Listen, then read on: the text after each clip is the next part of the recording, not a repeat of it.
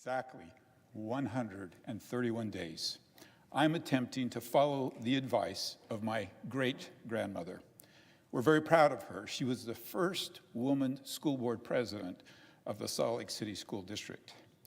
Grandma Genevieve, we called her Nana.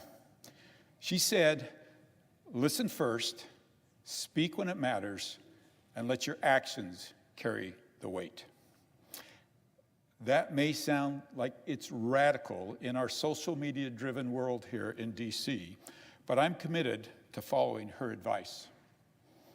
As I began my service in the Senate, it matters to me that both what is said and what is done in this body will not just make noise, but will actually make a difference for the citizens of the nation. 10 days ago, I invited the citizens of Utah and the nation to join me in my preparation for this maiden floor speech today. I invited them and all of you to join me virtually and go places that speak to the heart and the soul of this nation. I visited 4 places where our bedrock strength and enduring principles are found, and where I believe our bold future will begin. I've called it my Think Before You Speak, a pilgrimage to American Principles tour. I began my journey with a hike to Ensign Peak. It's a small hill just above the Salt Lake Valley. It's where my pioneer ancestors went to talk about pioneer values and visions. Just after arriving in the Salt Lake Valley, my pioneer ancestors climbed that very peak, where what they saw there wasn't what was, but what would be. They looked out over a barren desert, and I'm talking not hardly a tree in the Salt Lake Valley. They envisioned a home for faith and family and a crossroads, not just for the West, but for the world. President Gordon B. Hinckley, who's a pioneer descendant and a leader of the church, once reflected on that moment atop Ensign Peak. He said, if a reporter had been there that July morning of 1847, they would have scoffed at the idea. Imagine this, a ragtag group of exiles driven from their homes, standing in worn-out boots that they'd walked 1,000 miles in, nearly 1,000 miles away from the nearest settlement. They were in an untried climate. They'd never raised a crop there. They'd not built a structure of any kind. What were they thinking? Well, they didn't just dream. They came down from that peak and went to work. As I stood at that summit, I had a strong wind against my face, and I couldn't help but think of my pioneer ancestors who faced those same winds with much heavier burdens. I saw them pushing forward with courage and faith, laying the foundation for the life we now enjoy. From that height, up there on the hill, I couldn't see beneath the green canopy. That same place where there was hardly a tree now had a green canopy. But even though I couldn't see it all, I knew the secret to Utah's success. And if you've been there, you know it too. It's the people. People known for their kindness, for their hard work, their resilience, their independence, and for their deep, abiding faith in God. The spirit that built this place is still alive, and it calls us all to be what our pioneer ancestors need us to be for the generations they saw. We don't get everything right in Utah, but we've built something remarkable: a strong economy, fiscally responsible government, educational opportunities, and real upward mobility. Those aren't accidents. Washington could use a little more Ensign Peak thinking and a lot more pioneer doing. My listening tour next took me to hallowed ground. When I visited Arlington National Cemetery, I found myself drawn to reading the names and the words on those white stones. Korea, World War I, World War II, Vietnam, and where names should have been unknown, unknown, unknown. And occasionally, strangely, on the back of the markers, names like Ruth, Ethel, Alta, and the words, his wife. I paused and I tried to hear the voices of those who rest in that sacred ground. What would they say to me, to us, U.S. senators, charged with safeguarding the Constitution and the freedom they gave their lives to defend? Sometimes those voices whispered gently, but sometimes they speak with striking clarity, and never, ever do they ask my political party. Those honored dead don't care if future generations have the latest gadgets or a life of ease, but they do care deeply that those generations have souls, souls with the strength forged by doing hard things, souls that cherish freedom, pursue peace, and carry their moral courage to stand for what's right. They remind me that the Constitution was not just a clever document. It was and remains divinely inspired. President Ronald Reagan said, "Freedom is one of the deepest and noblest aspirations of the human spirit."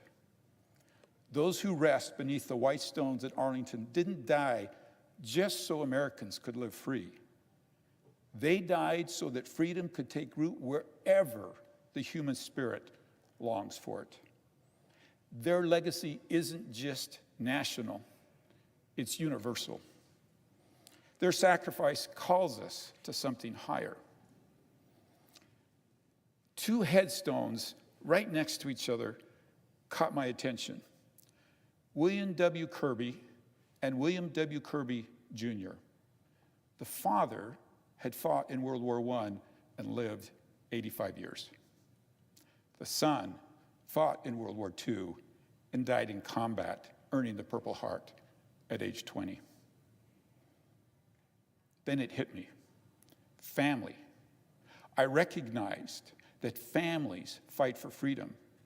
As Americans, we should all stand at Arlington as if we lost our son, our daughter, our wife, our friend, because we have. Our honored dead are indeed our brothers and sisters.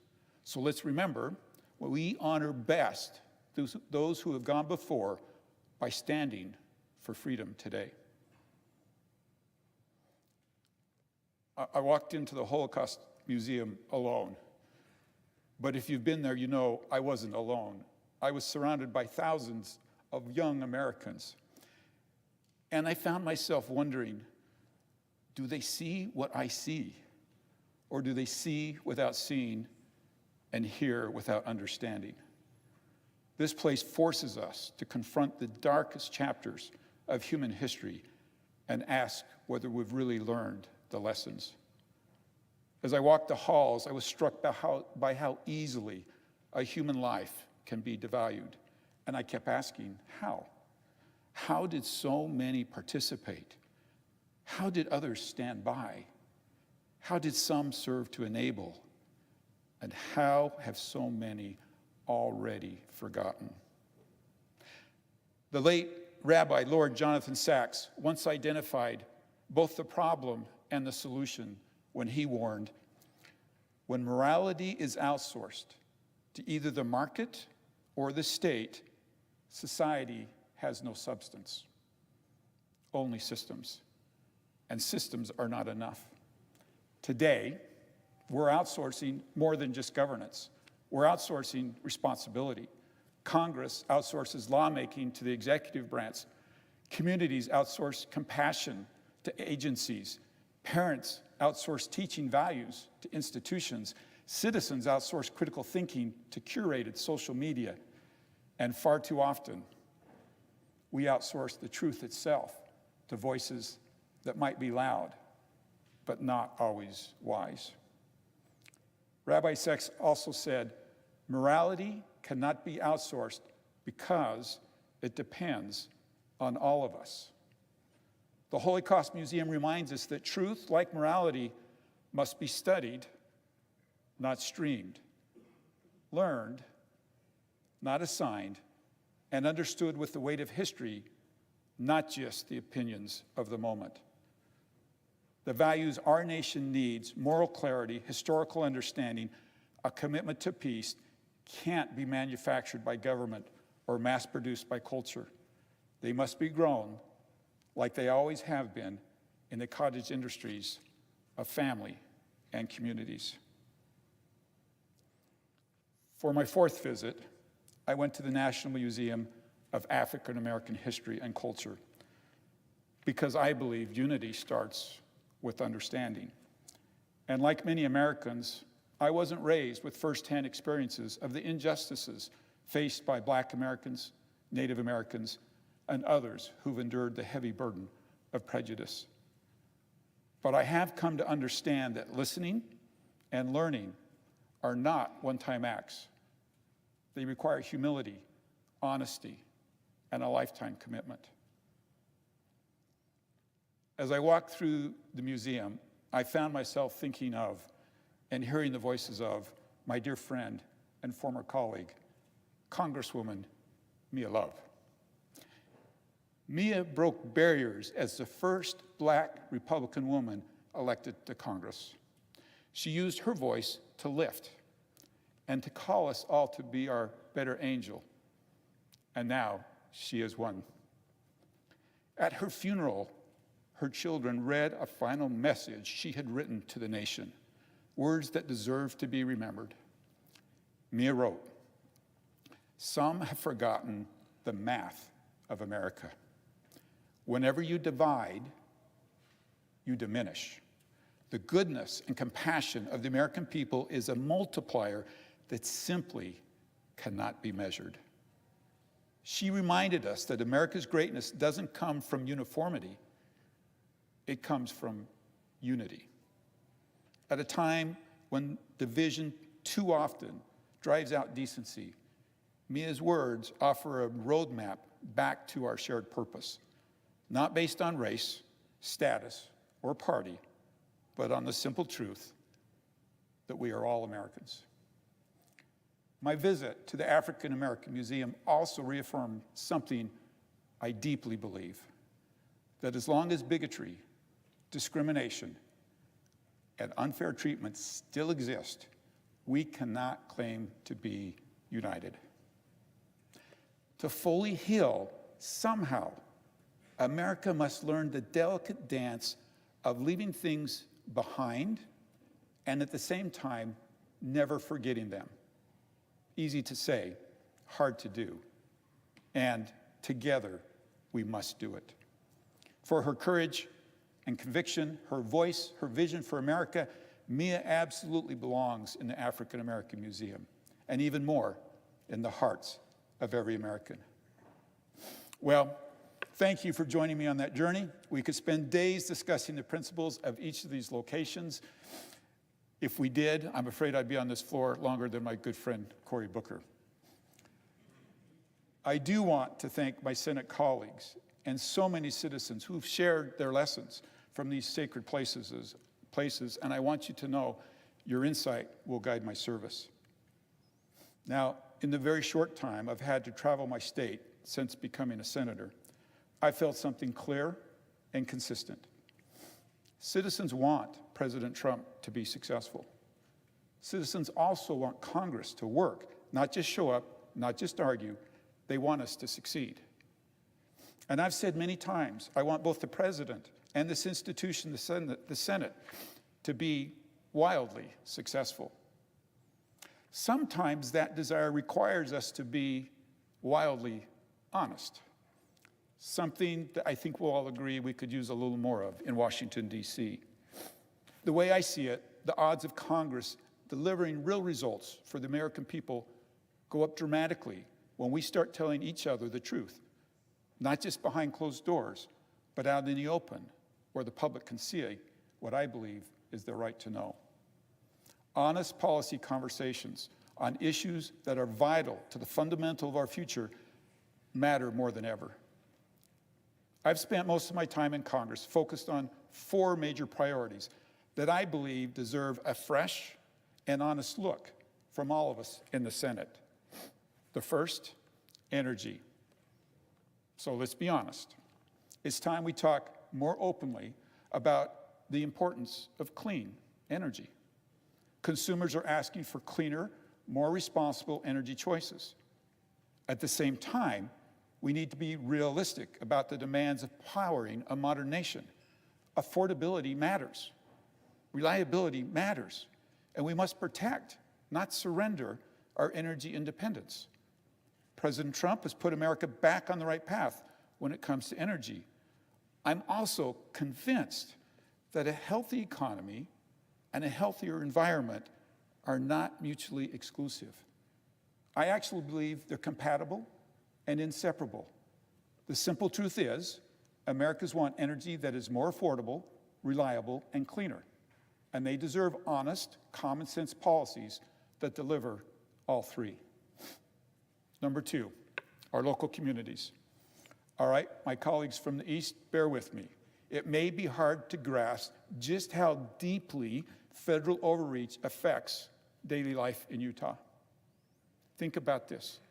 In some counties, over 90% of the land is owned and controlled, not by local leaders and communities, but by a distant federal government. That's not theoretical, it's daily life for most of us in the West. I often say that the best environmentalists in the world are Utah's farmers and ranchers. By the way, they hate when I say that. But we live closest to the land. We know it, we care for it, and we depend on it. We don't want to be managed. We want to be trusted. We want stewardship, not control. I look forward to working with President Trump to restore local control and stewardship over the land we love. Number 3, China. For decades, we've operated under the hope that bringing China to the economic table, even as they stole our intellectual property, cheated on labor practices, and manipulated trade, would somehow lead them towards democracy. Let's be honest, it hasn't. In fact, they've moved further away from our values. This isn't just about trade or technology, it's about national security, economic freedom, and a commitment to the rule of law. We need fact-based policies with meaningful and measurable consequences. It's time to protect the American dream, not subsidize the Chinese one. 4, debt and deficit. Okay, here's some wildly honest, equal opportunity offender talk. We, and I mean we, Democrats and Republicans in this body, are not being honest with the American people when we pretend that Social Security, Medicaid, and Medicare don't need reform. And we are equally dishonest when we weaponize fear, telling seniors and the most vulnerable that reform means abandonment. It doesn't. It never has. If we act now, we can protect those most in need, preserve programs for future generations, and avoid harsher consequences of doing nothing. It's time to deliver sensible solutions and real results rather than just playing politics. Utahns understand thrift, accountability, and the value of doing hard things. It's time Congress caught up with that wisdom. Here's our choice. We can have an honest conversation about these challenges now, or we can be the ones who will have to deliver the devastating, draconian, harmful cuts that will inevitably come if we don't. So yes, I'm convinced that honest conversations, received with humility, are what will make us truly successful in the United States Senate. And our success as a nation depends on each of us and all of us in this chamber being unflinchingly honest and working together to make America wildly successful. Now hang in there, I'm almost done. I have to point out one more thing. Fortunately, the Senate has provided each of us something to remind us of all the principles I've shared today. What is it? The tradition of awarding pins to members of the Senate began in 1965. At first glance, these pins seem little more than a way for security to wave us through security. But as my colleague, the senior senator from Utah, likes to joke, his pin is his "sorry, Senator" pin. When Senator Lee was first elected, he may have looked just a little bit more like a page than a senator. Whenever security stopped him, he'd simply point to his pin, and the guard would inevitably reply, "Sorry, Senator, come on in." Maybe it's my years in the jewelry business, but this little pin means much more. Do you know it's crafted from 14-karat gold, the jeweler's favorite? Pure gold, though beautiful, is too soft. It bends under pressure. But 14-karat gold has the right balance, beauty with strength and practicality. It's a fitting symbol for our role here: strong, balanced, and practical. Each morning, as I fasten the pin to my jacket, the gold reminds me of the standard we should uphold. And the tiny diamond? In the industry, we call it a canardly diamond. Wait for it. That means you can hardly see it. But even the smallest diamond reflects light. That sparkle reminds me daily of our responsibility to radiate the light of truth, to be guarded not by partisan squabbles, but by simple truth. I encourage all my colleagues to occasionally pause and examine your pin. At its heart, the official Senate seal, rich with symbolism, peace and strength, freedom protected by law, authority tempered by responsibility, all guided by the light of truth. And the words, E pluribus unum, to remind us of unity. And that familiar image, sticks bound together, which, by the way, it was my great-grandmother Jenny Curtis, Nana, who established that bundle of sticks as the Curtis family's pioneer symbol, a reminder that we are stronger when bound together in unity. I hope that each of us, as individual senators, and all of us collectively, as the United States Senate, will strive to uphold the values reflected in this tiny yet powerful symbol, principles that have made Utah strong and America extraordinary.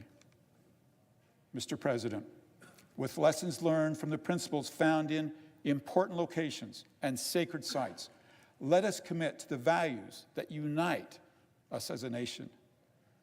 To my colleagues and friends, I hope you see these principles not just in historic places, but in the spaces you walk and work every day. Together, we can pursue a vision for America that continues to be as bold and audacious as our beginning, while delivering dignity, freedom, and opportunity for all. Thank you, Mr. President. I yield back.